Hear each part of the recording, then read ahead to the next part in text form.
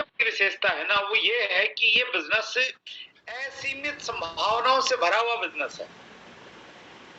Business है। अभी गुलाटी जी आपको बता रहे थे कि एक अल्टीमेट पैकेज है जिसमें सारी की सारी चीजें आपको मिलती हैं। तो आरसीएम बिजनेस, आप अपनी लिमिटेशन को आप तोड़िए, आप अपनी क्षमताओं को बढ़ाइए। आरसीएम बिजनेस आपको आपकी क्षमता के अनुसार दे देगा। सतीश पंडित जी ने एक ऑडियो में कहा है कि आरसीएम बिजनेस में बहुत सारा पैसा है। आरसीएम बिजनेस आपको इतना बड़ा मान सम्मान देगा कि दुनिया के बड़े बड़े स्टेडियम में और ऑडिटोरियम में आपको बुलाया जाएगा। फेम इतना मिलेगा कि आप उसका अंदाजा नहीं लगा सकते हैं। लेकिन किसको मिलेगा? हर उस व्यक्ति को मिलेगा जो अपनी अक्षमताओं को बढ़ाएगा और अपनी योग्यता को ऊपर उठाएगा। आप सबका इस प्रकार की असीमित संभावनाओं से भरे आरसीएम बिजनेस में आपका बहुत बहुत स्वागत है। और मैं आपसे एक स्पेशल बातचीत करना चाहता हूं। आज एक प्रेजेंटेशन आपके साथ में शेयर करना चाहता हूं। देखिए, आरसीएम बिजनेस में आप आए तो बड़ा टारगेट लेके आए और आपका टारगेट होना चाहिए कि आपने आरसीएम बिजनेस का डायमंड बनना है। आप देखेंगे मेरे नाम के साथ में डायमंड लगा हुआ है, मेरे नाम के पीछे। तो आप डायमंड अगर बनने का आपका एक एक्चुअली टारगेट होना चाहिए, डिसीजन होना चाहिए। डायमंड बनने के लिए बस आपको मात्र 50 करोड़ रुपए महीने का बिजनेस करना है। कुछ लोग बोलेंगे कि साहब 50 करोड़ की बात कर रहे हो, हमारा 40,000 नहीं हो रहा है। 50 करोड़ तो बहुत बड़ी चीज है। जब हम अकेले काम करते हैं ना तो 40,000 भी होना मुश्किल हो जाता है। और जब टीम के साथ में हम काम करते हैं, जब टीम काम करती है हमारे साथ में, फिर 50 करोड़ हम लोग ऐसे चुटकी बजा के करने लग जाते हैं। तो आरसीएम बिजनेस की खूबी है। तो आप टारगेट 50 करोड़ का ही बनाइए, आप डायमंड का ही टारगेट बनाइए। और डायमंड पे जाने के लिए वैसे तो बहुत सारी चीजों की आवश्यकता है, लेकिन एक सब्जेक्ट पे मैं आज आपसे बातचीत करना चाहता हूं। आप 8 को स्टेप के बारे में जानते होंगे। अगर आप नहीं जानते हैं तो हमारा यूनिक एजुकेशन का यूट्यूब चैनल आप सब्सक्राइब कीजिए और उस पे प्लेलिस्ट में जाके आप 8 को स्टेप पे जाएंगे तो आपको बहुत डिटेल में 8 पॉइंट्स के बारे में बहुत जानकारी मिलेगी, बहुत अच्छे से। तो कोर का 7वां स्टेप है बी अकाउंटेबल एंड कंसिस्टेंट। हमें अकाउंटेबल होना है और हमें कंसिस्टेंसी के साथ में, यानी लगातार काम करते जाना है। कब तक? जब तक हम लोग आरसीएम बिजनेस में डायमंड नहीं बन जाते या जो हम टारगेट आरसीएम बिजनेस में लेके आए हैं उसका हम लोग पूरा नहीं कर पाते हैं। तो आइए इन दोनों बिंदुओं पे थोड़ी सी बातचीत करते हैं। लीडरशिप के वैसे तो बहुत सारे ट्रेड्स हैं, बहुत सारे गुण चाहिए लीडरशिप, एक लीडर के अंदर में। जैसे वो विजनरी होना चाहिए, उसके अंदर बर्निंग डिजायर होनी चाहिए, आग होनी चाहिए अपने गोल्स को पूरा करने के लिए, उसका लर्निंग एटीट्यूड होना चाहिए और उसका होना चाहिए सेंस ऑफ ह्यूमन बिहेवियर, लोक व्यवहार उसका अच्छा होना चाहिए, लोगों को कैसे डील करना है वो कला उसके अंदर में होनी चाहिए। वर्किंग एज पर प्रायोरिटी, प्राथमिकताएं तय करें और प्राथमिकताओं के अनुसार काम करें, वो एक गुण होना चाहिए आरसीएम बिजनेस के लीडर में। सिस्टम फ्लोर होना चाहिए, सिस्टम ने जो कह दिया उसको करने वाला होना चाहिए। इन सारे गुणों के साथ में एक गुण और होना चाहिए और वो है अकाउंटेबिलिटी एंड कंसिस्टेंसी।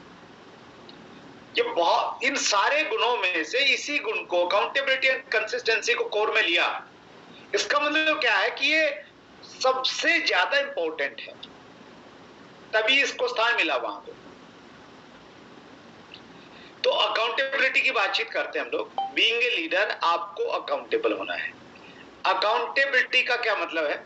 अकाउंटेबिलिटी की जब मैं इस सब्जेक्ट की तैयारी कर रहा था तो मुझे डॉक्टर कमलकांत वशिष्ठ का थीसिस मुझे मिला, मैंने मंगाया उनसे रिक्वेस्ट करके।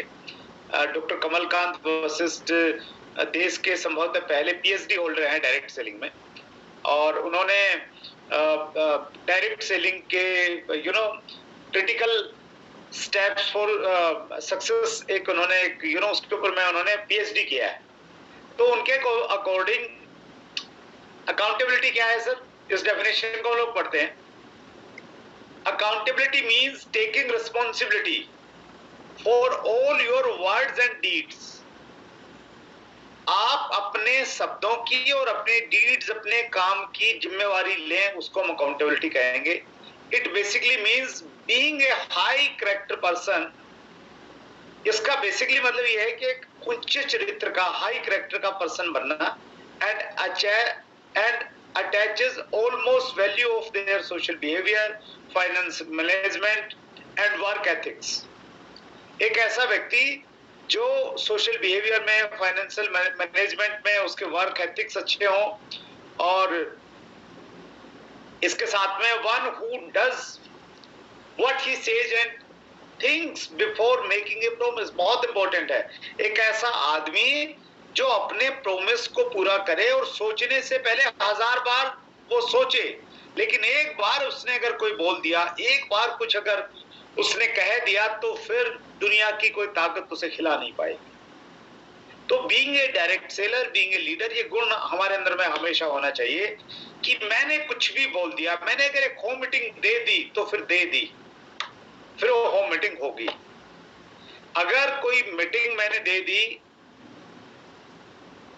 तैयारी कम है तो कोई बात नहीं है, लेकिन वो होगी, तो वो वाला प्रॉमिस की बात है, वो अकाउंटेबिलिटी की बात है।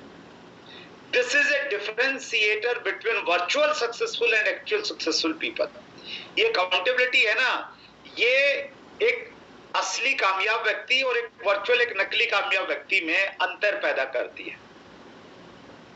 One who is not true to his words does not survive long in business circles। वो आदमी जो अपने वर्ड्स पे खरा नहीं उतरता है, तो वो बिजनेस सर्कल में लंबे समय तक सरवाइव नहीं कर पाएगा, वो बाहर हो जाएगा। वैसे तो ये हर बिजनेस पे लागू होती है, लेकिन आरसीएम बिजनेस पे विशेष रूप से लागू होती है। तो ये स्लाइड को अगर मैं सिंपल भाषा में कहूं तो ये है कि आप जो भी प्रॉमिस करें, जो भी बातचीत करें, आपने उसको 100% फॉलो करना है। हमने रामायण में वो चौपाई सुनी है, रघुकुल रीत सदा चली आई, प्राण जाए पर वचन न जाई। तो वैसा ही एक कमिटमेंट टीम राकेश शर्मा में होना चाहिए कि नहीं, उसको थोड़ा बदलते हैं, उसको ऐसे करते हैं, TRS रीत सदा चली आई, प्राण जाए पर वचन न जाए। कि जो हमने कमिटमेंट कर दिया तो फिर वो कर दिया, फिर वो पूरा होगा। तो वैसा अगर आप एक व्यक्ति बन जाएंगे ना, उसकी आदत डालनी पड़ेगी आपको छोटी छोटी चीजों से। तो वैसे अगर आप व्यक्ति बन जाएंगे तो फिर आप आरसीएम के डायमंड बनने की दिशा में बहुत आगे निकल जाएंगे सर।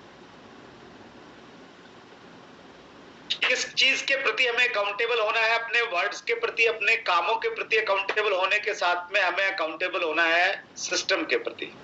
सिस्टम जो हमें कहता है, हमने उसको एज इट इज फॉलो करना है। हमें अकाउंटेबल होना है अपलाइन के प्रति। अपलाइन से हमने कोई वायदा किया है, अपलाइन ने जो कहा है, तो हम we are accountable for that. We are accountable towards downline, we are accountable towards words जो हम बोल रहे हैं, अकाउंटेबल टुवर्ड्स एक्शन। अकाउंटेबल है, अगर हमने कोई एक्शन लिया और वो गलत हो गया तो उसकी जिम्मेवारी लेंगे हम लोग, राइट। अब हम आते हैं कंसिस्टेंसी के ऊपर में। कंसिस्टेंसी को हिंदी में हम कहते हैं निरंतरता, लगातार, और ये किसी भी क्षेत्र में कामयाबी की चाबी है। डायरेक्ट सेलिंग के आंकड़े बताते हैं कि 90% लोग पहले साल में छोड़ देते हैं डायरेक्ट सेलिंग को, सिर्फ 10% लोग स्टे करते हैं किसी भी कंपनी में। तो ये 10% जो लोग स्टे करते हैं, ये कौन लोग हैं? ये वो लोग हैं जो कंसिस्टेंसी में विश्वास रखते हैं, जिनको मालूम है कि अगर लगातार करेंगे तो कुछ ना कुछ हमें मिलेगा। कंसिस्टेंसी के कुछ एग्जाम्पल देखते हैं हम लोग। हमारे देश की सबसे लंबी जो नदी है ना, वो है गंगा। और गंगा की लंबाई का, या गंगा को हम इतना अच्छा भी मानते हैं, और गंगा इतनी लंबी क्यों जाती? क्योंकि वो रुकती नहीं है, वो लगातार चलती रहती है। गंगोत्री से निकलती है, छोटी सी बूंद की धारा निकलती है, और उस कंसिस्टेंसी की वजह से क्या होता है, बहुत सारे नाले, बहुत सारी दूसरी नदियां उसमें मिलती रहती हैं। और जैसे हमारा टारगेट है डायमंड, तो गंगा का टारगेट क्या है? वो है समुद्र, वहां पे जाना। तो उस कंसिस्टेंसी की वजह से वो अपनी मंजिल को पा लेती है। वैसे ही अगर हम लोग दुनिया की सबसे बड़ी नदी की बात करें तो वो है अमेज़न रिवर।